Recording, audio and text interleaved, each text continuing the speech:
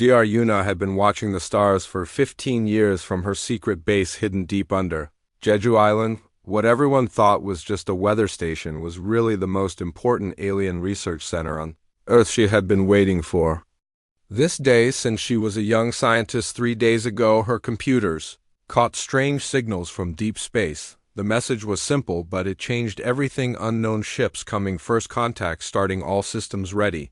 She felt her heart beating fast as she realized she would be the first human to meet real aliens through her special cameras that could see through walls and mountains. She watched the beautiful alien ship land in the quiet valley. The creatures that came out were tall and graceful, with 4 arms and skin that changed colors like a rainbow. They were actually quite pretty in their own strange way. Captain Hyjin led her team across the valley floor, still thinking their invisible shields made them safe from human eyes. They started collecting dirt and air samples and seemed very happy with what they found. The oxygen was perfect and the temperature was just right for their bodies. This world could be home to billions of their people if they could just get past the primitive humans who lived here, but they had no idea that every step they took was being recorded by cameras built into fake rocks and trees. Human technology had been watching them since the moment they landed. The trap closed when they tried to go back to their ship. Walls of pure energy appeared around the entire valley like invisible prison bars.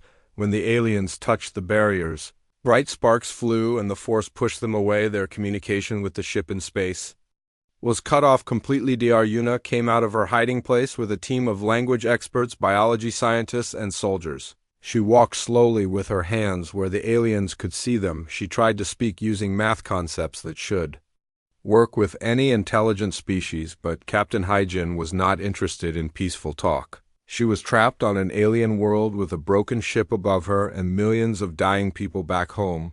When the human soldiers raised weapons that her scanners could not identify, she decided to fight her way out. The alien captain ordered her team to break through the energy wall using force. What happened next shocked everyone. The Valkyrie had powerful energy weapons that could melt steel and destroy buildings. But when they fired at the humans, their shots hit invisible shields and did nothing. The humans fired back with weapons that should not exist on a primitive planet. The alien armor that could stop laser beams and plasma bolts was useless against these strange human guns. The weapons seemed to work by changing the basic structure of matter itself. In the short fight that followed, 2 aliens were hurt and 3 humans were injured. Dr. Yuna managed to stop the fighting by using a translation machine that worked far better than it should. She could speak perfect alien language even though humans had never heard it before. Through the translator, Dr. Yuna explained that fighting was pointless. Earth had been watching alien radio signals for many years. They knew about the Big Council of Planets and all their rules. They even knew about the Valkyrie homeworld and how it was dying. The thing that shocked Captain Hyjin the most was not the advanced human weapons or the perfect translation device. It was what Dr. Yuna said next. "We have been waiting for you to come. We want to make a deal that could save both our peoples, but first you need to learn something about Earth." She told the aliens that the Council had made a very big mistake about humans. They thought Earth was a primitive, backward world full of violent creatures who barely understood fire. But the truth was much more scary than that. Above them in space, the silent Echo was having serious problems. Every time the crew tried to start the engines, the computer systems would break down in new ways. It was like the ship was being attacked by invisible enemies that could change how machines worked. The alien crew sent repair teams to fix the engines, but every repair made things worse. The navigation system would work for a few minutes, then start giving impossible readings. The life support would turn on and off by itself. The weapon systems would target their own ship. Commander Taman realized they were not just trapped in the valley, they were trapped on the entire planet. Something was controlling their technology from a distance, making it impossible to leave Earth even if they wanted to. Dr.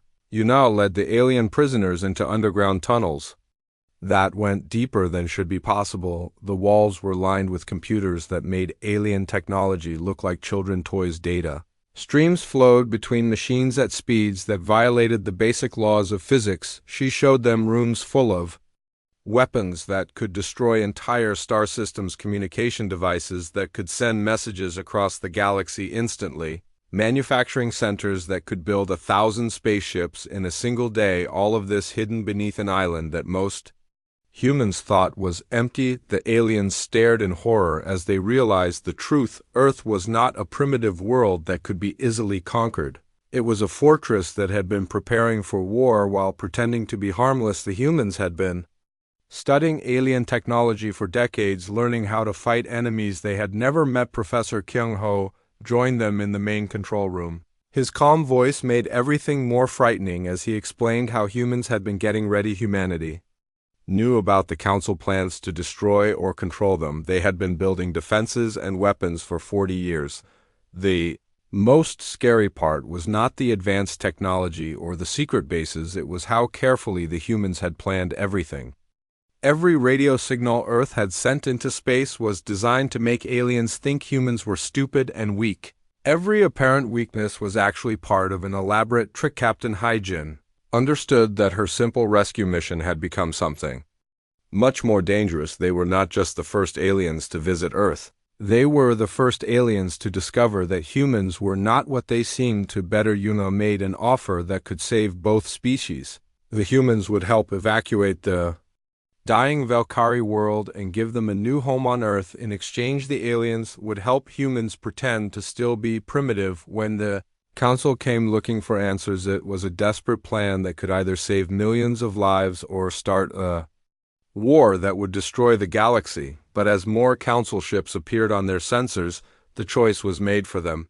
They would work together or die together. The trap around Earth was much bigger than anyone had imagined. Deep under Jeju Island, in corridors that stretched for miles, Commander Taemin walked through the most advanced facility he had ever seen. The walls were covered with computers that processed information faster than his mind could understand. Dr. Yuna led them past machines that made Valkyrie technology look like broken toys. Professor Kyung-ho was Earth's most important alien expert, and what he told them made their blood run cold. Humans had learned to travel faster than light 40 years ago, not by being smart but by finding the wreckage of a crashed alien scout ship. The pilot died, but the computer had enough information to reveal the galaxy political structure. The crashed ship data told humans everything they needed to know about their dangerous position. The big Council of Planets classified species like an exterminator classifies insects. Useful ones got protection and trading rights. Dangerous ones got locked up or killed. Humans fell into the dangerous category the moment their first radio signals reached space. The official designation was aggressive expansionist species with high military potential. The Council plan was simple: watch them until they develop space travel, then destroy them before they could spread to other worlds. But Earth had advantages the Council did not know about. The planet electromagnetic field was like a natural fortress. The same energy that created the beautiful aurora lights could be turned into planetary defense systems. More importantly, humans could reverse engineer alien technology from tiny samples. Captain Hyjin listened with growing fear as Professor Kyung-ho described humanity preparations, hidden bases on every continent, weapons that could sterilize entire star systems. Most terrifying of all, the quantum communication network that allowed instant messages across the galaxy. Humans had been watching, learning, and preparing for war for decades, while pretending to be primitive cave dwellers who barely understood fire. The Council scouts who visited Earth saw exactly what humans wanted them to see: a backward world full of violent creatures who pose no threat to galactic civilization. Your people arrival creates a problem, Dr. Yuna explained to the trapped aliens. The Council will notice you are missing soon. They will send investigation teams, then attack fleets. Earth is not ready for open war with the galaxy, but we cannot let you leave and report our true capabilities. But there was hope in an unexpected partnership. The Valkyrie had something humanity desperately needed: legitimacy within galactic law. If they could present a united front and claim the aliens had contacted Earth officially, both species might survive the coming storm the plan required. Massive lies. The Valkyrie must convince the Council that Earth humans were still primitive cave dwellers. The colony would be presented as purely scientific research. Any advanced technology detected would be explained as Valkyrie equipment brought from their homeworld. In exchange, humanity would help evacuate the dying Valkyrie planet and provide Earth as a safe new home. It was a desperate gamble that could save both species or doom them to a galactic war. They could not win the facility tour. Continued through laboratories where human scientists worked alongside Velkari, engineers on projects that officially did not exist, weapons that could crack planets in half, ships that could travel between dimensions, communication systems that could hack into any alien computer network. Commander Taman saw manufacturing centers where humans built perfect copies of Council technology.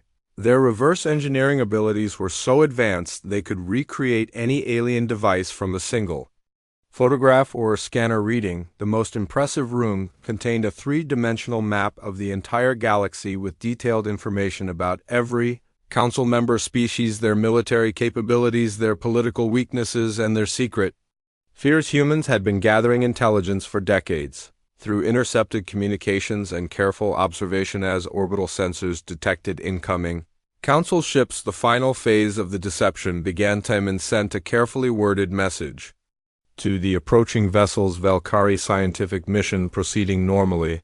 Human subjects showing expected primitive responses. Request extended research timeline. The response came back within hours. Mission parameters exceeded immediate extraction. Required for Council review. Standing in the command center, surrounded by impossible human technology and desperate alien allies, Captain Hyjin realized their simple evacuation mission had become something far more complex. They were not just trapped on Earth, they were about to become humanity-first partners in a secret war. Professor Kyung-ho showed them the final element of Earth defenses: orbital platforms disguised as space junk that could destroy entire fleets, quantum mines hidden in asteroid belts that would activate if Council ships tried to attack, underground bunkers that could house millions of people during orbital bombardment. Humans had spent 40 years turning their solar system into the most dangerous trap in the galaxy, while making it look like empty space inhabited by primitive creatures who barely understood agriculture. Dr. Yuna revealed the scope of the intelligence network. Humans had been monitoring Council communications for decades. They knew about every military operation, every political alliance, every secret weapon development project in galactic civilization. They had identified the weak points in Council defenses, the corrupt officials who could be bribed, the member species who were secretly unhappy with Council rule. Even the personal habits and psychological profiles of important leaders were stored in human databases. The Velkari began to understand that their arrival was not an accident. Humans had been expecting them, waiting for the right moment to make contact. They had chosen the Velkari because their desperate situation provided perfect cover for establishing the first human alien alliance. As the Council ships entered the solar system, every human facility on Earth powered up weapons that had been charging for 40 years. The trap was not just around the alien landing site anymore. It was around the entire planet and everything in space near it. Captain Hyjin looked at the tactical displays showing Council ships moving into positions that humans had predicted months in advance. Every route they took led them deeper into prepared kill zones. Every communication they sent was being intercepted and analyzed. The galaxy's most powerful military force was walking into a trap set by a species they considered too primitive to be worth noticing. The irony was not lost on anyone in the command center. Dr. Yuna's final briefing contained the most shocking revelation of all. Earth was not alone in this deception. 17 other primitive worlds had been secretly preparing for Council contact. While maintaining the illusion of being backward and harmless, the galaxy was about to discover that the age of Council dominance was ending. The primitive worlds had been watching, waiting, and preparing for this moment for generations. The trap around Earth was just the beginning of something much larger. As the first Council ships entered the inner solar system and began their approach to Earth, the real test of human deception was about to begin. The giant metal ship called Silent Eco moved slowly through the dark, empty space between stars. Its silver hull was covered with black marks and deep scratches from too many jumps through hyperspace. The ship looked tired and old, like it had been fighting a war for years. Commander Taman stood in front of the big navigation screen. His 4 long arms shook as he typed in the special numbers that would take them to the Forbidden planet Earth. He knew these numbers would destroy his career and maybe kill his entire race, but he had no choice. Left the home planet of his people called Nethys was dying. Every day the air became more poisonous, the old red sun was getting weaker and sending out deadly rays that killed plants and made people sick. Their best smart people said they had only 6 months before everyone would be dead. Captain Hyjin walked back and forth across the bridge. Her skin was covered in small scales that changed color when she felt different emotions right now. Her scales were turning from blue to dark purple because she was very scared and angry. The big Council of Planets had said no to helping her people 3 times. The Council had stupid rules that said no one could talk to primitive planets like Earth. They said you had to watch a planet for 1,000 years and get permission from 7 different groups of leaders before you could even say hello. Earth was marked as a dangerous planet because the humans there were violent and fought each other all the time, but Hyjin had read the secret reports about Earth. The planet was perfect for her people to live on. It had clean air and water and the right temperature. The magnetic field around the planet would protect them from space radiation. Most important of all, the humans were too primitive to stop them from landing her. People of Valkyrie needed a new home, and they needed it fast. The council leaders sitting in their comfortable palaces would let millions of Valkyrie children die just to follow their old boring rules. She would not let that happen, even if it meant becoming a criminal. The science officer, Dongwu, brought his final calculations to the captain. His scales were bright yellow with excitement mixed with fear. He said they could get past Earth primitive warning systems very easily. A small team could go down to the planet and find good places to build secret bases. Then the main fleet could come and save everyone. The plan seemed simple and safe. The humans on Earth barely knew how to use nuclear power. They had no spaceships and no weapons that could hurt a Valkyrie vessel. They would land, take samples, and leave without the humans ever knowing. Aliens had visited their world. Taemin looked at the hyperspace controls one more time. His people had been space travelers for over 2,000 years. They had explored hundreds of worlds and made friends with dozens of alien races, but they had never broken the most important law in the galaxy, the law that protected primitive worlds from outside contact. He pressed the activation button and felt like he was signing his own death order. The ship shook and twisted as reality bent around them. They were jumping through dimensions to reach a planet that was supposed to be off limits forever. The journey would take 47 hours. That was how long they had before the council noticed their ship was missing and sent hunter ships to find them. 47 hours to save their entire species or become criminals running through space forever. When Earth yellow sun appeared on their sensors, something felt wrong. The planet looked normal from far away, but the energy readings were strange. The whole world seemed to be wrapped in some kind of invisible shield that made their instruments give confusing numbers, but there was no time to study the readings carefully. They had to move fast before the council discovered what they were doing. They dropped down toward the planet, activated their invisibility screens, and aimed for a quiet area the humans called South Korea. The landing went perfectly at first. Their ship touched down in an empty valley far from any human cities. The air was clean and sweet, and the gravity felt comfortable under their feet. Dongwu started taking pictures and collecting samples of soil and plants. Everything looked exactly like the reports had promised. Then something impossible happened. Dongwu instruments started making loud warning sounds and flashing red lights. The ship computers were detecting scan beams that should not exist on this backward planet. Some kind of advanced technology was looking at them and learning about their ship before anyone could figure out what was happening. Every screen on the bridge showed the same message written in perfect Valkyrie language: "Welcome to Earth. Please prepare for boarding."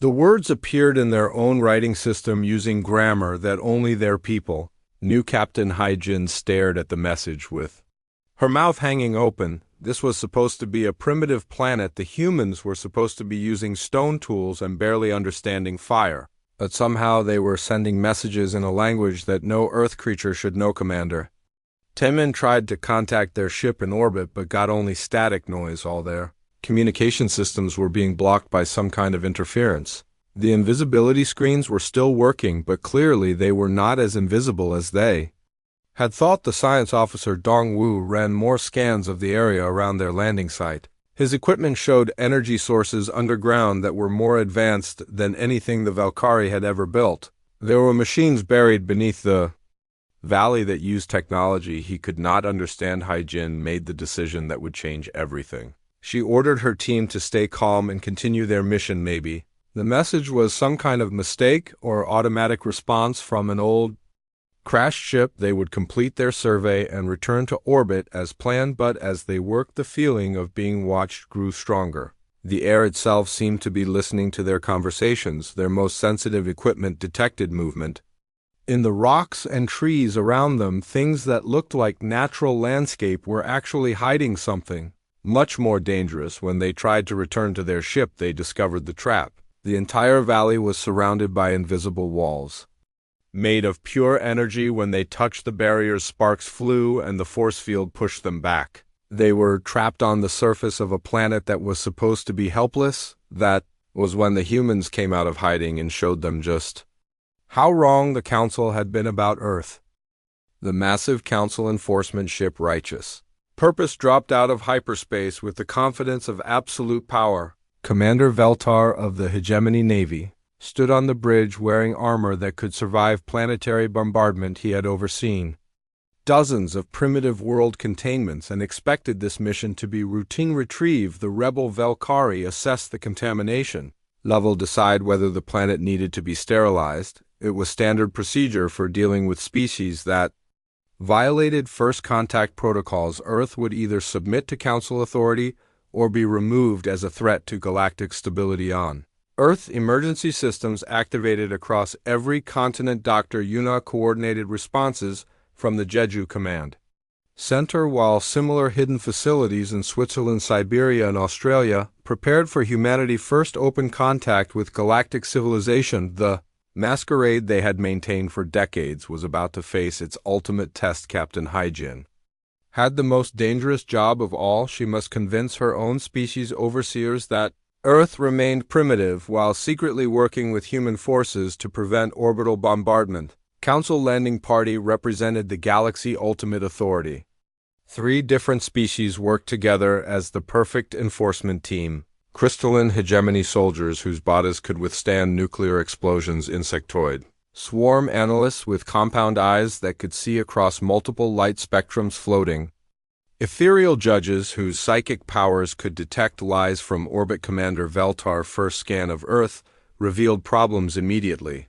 Energy readings suggested industrial development far beyond what primitive humans should possess. Electromagnetic patterns indicated planetary defense systems that violated every assumption about Earth. Technological level most concerning the quantum signature analysis showed technology derived from multiple galactic civilizations, somehow integrated into a single defensive network. It was as if humans had been stealing technology from dozens of different species for decades. But when the Council team landed at the Velkari camp, everything appeared normal. Captain Hai-Jin presented herself as a simple research team leader conducting biological surveys. Her people showed proper scientific equipment, detailed organism catalogs, and communication logs that supported their cover story. The human settlements visible from orbit looked appropriately backward. Cities without energy shields, transportation systems based on chemical fuel. No obvious spacefaring technology or advanced manufacturing capabilities visible to orbital sensors. Dr. Yuna played her role perfectly when she approached the landing site in a vehicle that appeared to be standard human technology. Her questions were simple, her equipment laughably primitive, her excitement at meeting real aliens genuine and childlike. She asked basic questions about their biology, their home world, their reason for visiting Earth. Her translation device worked poorly, requiring multiple attempts to communicate simple concepts. Everything about her behavior suggested a primitive scientist encountering advanced aliens for the first time, but the ethereal judge Nix Prime saw through the performance immediately. Psychic probes revealed Dr. Yuna true knowledge, decades of galactic intelligence gathering weapons capable of destroying planets, and most dangerous of all, the presence of Council members being monitored in real time. The moment Nix Prime raised the mental alarm about human deception, the trap closed. Energy barriers that made Velkari shields look primitive snapped into place around the entire landing zone. The Council ship in orbit found its computer systems corrupted by viruses that rewrote themselves faster than any firewall could stop them communication. With the greater galaxy was cut off as quantum interference blanketed the entire solar system, the Council representatives were as trapped as the Valkyrie had been, but with far more serious implications for galactic politics. Professor Kyung-ho materialized through what appeared to be solid rock, his body flickering with teleportation energies that violated several fundamental laws of physics. Behind him came human soldiers carrying weapons that made advanced Council equipment spark and fail on contact. "Welcome to Earth," he said in perfect hegemony dialect. "We have been preparing for this conversation for quite some time." The revelation that shattered Commander Veltar. Composure was not the advanced technology or the obvious trap. It was the systematic nature of humanity deception. Every signal Earth had sent into space for decades had been calculated misdirection, designed to make aliens underestimate human capabilities. Every apparent limitation had been deliberately crafted theater performed for the benefit of Council scouts and monitoring stations. The primitive civilization they came to contain had been studying them, learning from them, and preparing to fight them since before most Council members were born. But the real shock came when Captain Hyjin dropped her own deception. The Valkyrie had not been trapped on Earth or forced into cooperation. They had been willing partners in humanity, masquerade from the beginning their own homeworld crisis, providing perfect cover. The dying planet story was real, but the Valkyrie had been in secret communication with humans for over 2 years. Their violation of Council protocols was not desperate rebellion, but carefully planned alliance designed to bring Council attention to Earth at exactly the right moment. Standing in the energy-caged landing zone surrounded by impossible human technology and facing weapons that made their most advanced systems useless, the Council representatives realized they had made a critical error in classification. Earth was not a primitive world to be contained. It was a fortress that had been preparing for this exact confrontation. While pretending to be harmless, the humans had turned their entire solar system into a trap designed specifically to capture and neutralize Council enforcement teams. The swarm analyst Kex-9 processed tactical data with growing alarm. Human defensive positions were perfectly placed to counter standard Council attack patterns. Their weapons were designed to bypass every type of armor and shielding used by galactic military forces. Most disturbing of all, the humans demonstrated detailed knowledge of Council military procedures, communication protocols, and strategic weaknesses. They had been studying galactic warfare for decades while remaining completely invisible to Council intelligence networks. Commander Veltar attempts to contact the orbiting ship met with failure. The righteous purpose was still functional but completely cut off from outside communication.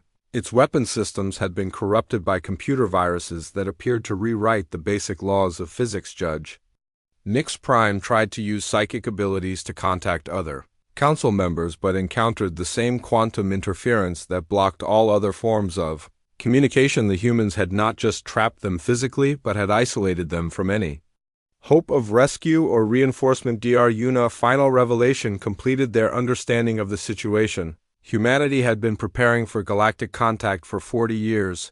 Every aspect of their civilization had been designed around the eventual confrontation with Council forces. They had built their technology specifically to counter alien advantages. They had studied Council psychology to understand how to manipulate their responses. They had even prepared cultural and political strategies for the aftermath of first contact. The question facing the trapped Council representatives was no longer whether to sterilize the planet.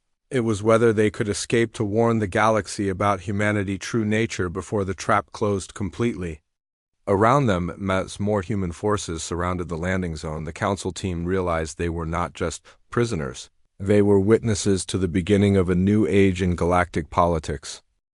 In the deepest levels of the Jeju facility, galactic law faced human determination across a conference table that could decide the fate of entire civilizations. Commander Veltar sat rigid in containment armor that no longer worked, while Dr. Yuna calmly poured tea from a ceramic pot older than most star empires. The contrast spoke volumes about humanity's approach to diplomacy. They would discuss the future of the galaxy over ancient Earth customs while surrounded by technology that could Reshape reality itself. Judge Nyx Prime's psychic abilities legendary for uncovering lies. Across species barriers encountered something unprecedented in Dr. Yuna mind. Not deception but layers of truth so complex they formed their own reality. Humanity had not lied about being primitive, they had redefined what primitive meant. Professor Kyung Ho presented the full scope of Earth preparations with disturbing calm quantum tunneling networks connected every major landmass. Orbital platforms disguised as space debris could sterilize entire fleets. Most unsettling of all, humanity had reverse-engineered technology from dozens of Council species. Your people have a saying about not judging books by their covers. Captain Haijin added her role as double agent now revealed. We have spent decades studying galactic civilization through your own networks, every patrol route, every command protocol, every weakness in your defenses. The Swarm Analytics 9 processed this information with mechanical precision. Humanity development pattern violated every predictive model. Species typically advanced along predictable paths, first energy manipulation, then space travel, finally dimensional science. Humans had somehow achieved dimensional manipulation while still using chemical rockets, creating a technological profile that appeared impossible according to every known theory of species development. But the most disturbing revelation came from Commander Taemin personal logs. The Valkyrie had not violated protocols accidentally. Their alliance with humanity began 2 years ago. Through quantum communication channels established by both species independently, the dying homeworld crisis was real, but it provided perfect cover for bringing Council attention to Earth at humanity. Chosen moment. The desperate rescue mission was actually a carefully planned diplomatic contact designed to force galactic recognition. Dr. Yuna outlined humanity position with diplomatic precision wrapped in polite threat. Earth would not submit to Council authority or accept containment protocols. They had prepared for galactic war and could win it, but preferred negotiation. The terms were simple: recognition of Earth as a sovereign world with full Council membership, protection for Valkyrie refugees, and establishment of new first contact protocols that did not assume technological inferiority. Meant political irrelevance. Commander Veltar's response revealed the true crisis. The Council operated on principles of technological and cultural hierarchy that had maintained galactic peace for millennia. Allowing a primitive species to join as equals would shatter the entire system. Dozens of contained civilizations would demand reevaluation. The careful balance between advanced and developing worlds would collapse into chaos. Wars that had been prevented by Council authority would reignite across the galaxy, but refusing humanity terms meant war with an enemy specifically designed to fight Council forces. Earth's isolated position became an advantage. Supply lines stretched across hostile space defensive positions prepared on every moon and asteroid. Judge Nyx Prime attempted to probe Professor Kyung Ho's mind for military secrets. The psychic contact triggered defensive systems that existed partially outside normal space-time. The ethereal Judge found themselves trapped in recursive information loops that threatened consciousness overload. That is humanity gift to the galaxy, Dr. Yuna explained. As she helped disconnect the psychic probe safely, we do not just adapt to new environments, we adapt them to us. Your mind reading works on species that think in straight lines. We think in quantum probability cascades, touch our thoughts without permission, and you will spend eternity trying to process infinite possibility loops. Human consciousness had evolved specifically to resist psychic manipulation. The negotiation reached crisis when more revelations emerged. Captain Haijin presented intelligence that changed everything. The Valkyrie possessed detailed information on dozens of other primitive civilizations currently under Council observation. Many showed signs of advanced development masked by careful deception. Humanity was not unique in preparing for galactic contact while appearing harmless. The galaxy was full of species that had been watching, waiting, and learning. The Council system of classifying and controlling primitive worlds was based on completely false assumptions.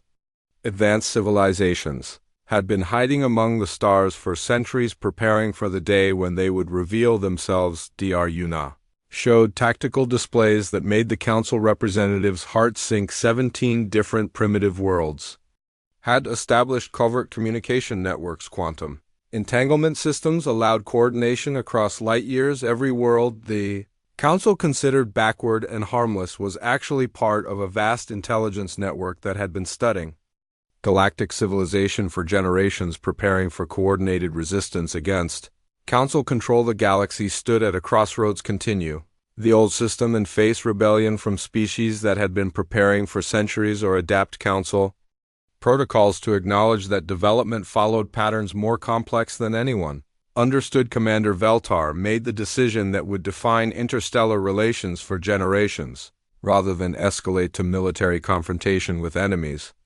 Designed specifically to counter Council tactics, he chose negotiation not from a position of strength, but from mutual recognition that both sides possessed capabilities that could devastate galactic civilization. The war would destroy billions of lives and leave the galaxy vulnerable to external threats.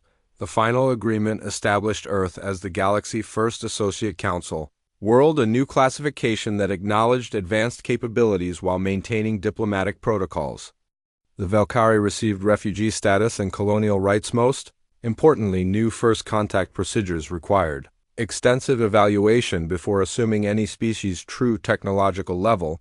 The age of casual containment and sterilization was ending, but as the Council representatives prepared to leave Earth, they carried knowledge that would transform galactic politics forever. Humanity represented something unprecedented, a species that achieved advanced technology specifically to hide their advancement. They had turned deception into an art form, using their apparent primitiveness as both shield and weapon.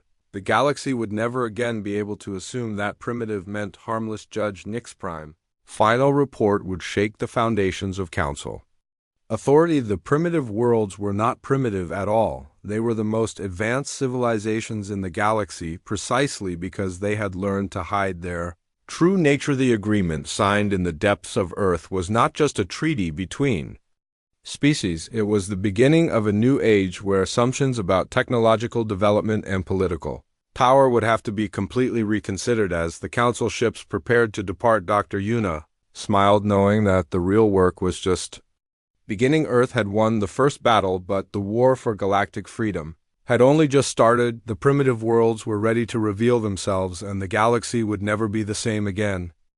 6 months after first contact, Earth presented a carefully crafted face to the galaxy while hiding depths that would terrify the Council greatest strategists. The official story spoke of primitive humans guided by kind Valkyrie teachers, a partnership that helped both species through sharing knowledge and culture. The reality involved the most sophisticated lie in galactic history. Dr. Yuna stood in her new office aboard the orbital diplomatic station, watching Valkyrie and human engineers work together on projects that officially did not exist to outside observers.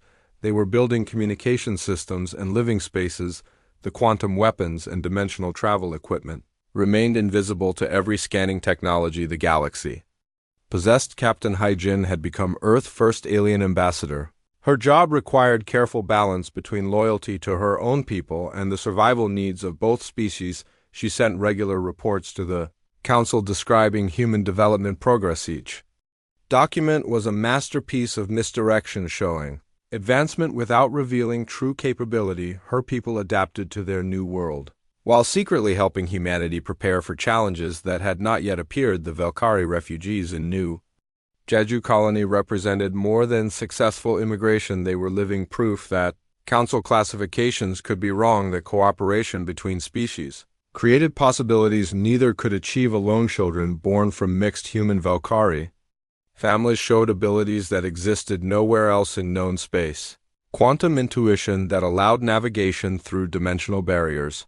Electromagnetic sensitivity that let them communicate directly with computer systems, but success created new dangers. Professor Kyung-ho intelligence networks reported increasing Council surveillance of Earth's solar system. Several member species questioned humanity rapid advancement under Valkyrie guidance. Worse, other primitive civilizations began showing suspicious technological development, suggesting Earth example was inspiring coordinated revelation across the galaxy. The careful balance of power that kept galactic peace was starting to shift. Commander Taemin, now serving as human Valkyrie liaison officer, coordinated the most ambitious project in either species History deep beneath Earth oceans. Construction proceeded on vessels that appeared to be simple colony ships.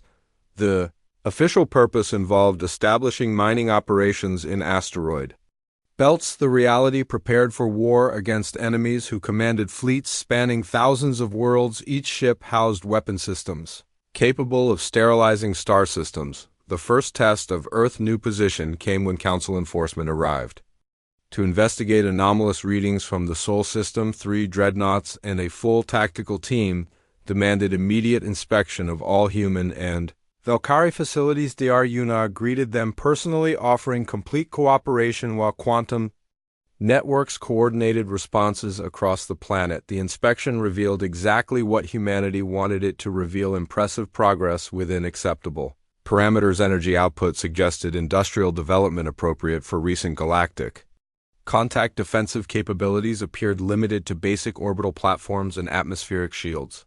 Most importantly, human behavior matched Council expectations, but Judge Nyx Prime, still recovering from their previous encounter with human consciousness, noticed discrepancies that troubled them deeply. Human children displayed problem-solving approaches that should not exist without centuries of galactic education. Adult humans demonstrated intuitive understanding of technologies they supposedly encountered for the first time months ago. Most concerning, their quantum signature patterns suggested capabilities that remained carefully hidden. The crisis escalated when Swarm Analyst TX9 discovered manufacturing facilities producing equipment that officially did not exist. Quantum forges operating at efficiency levels that surpassed Council standards. Dimensional processors creating materials with properties that violated known physics.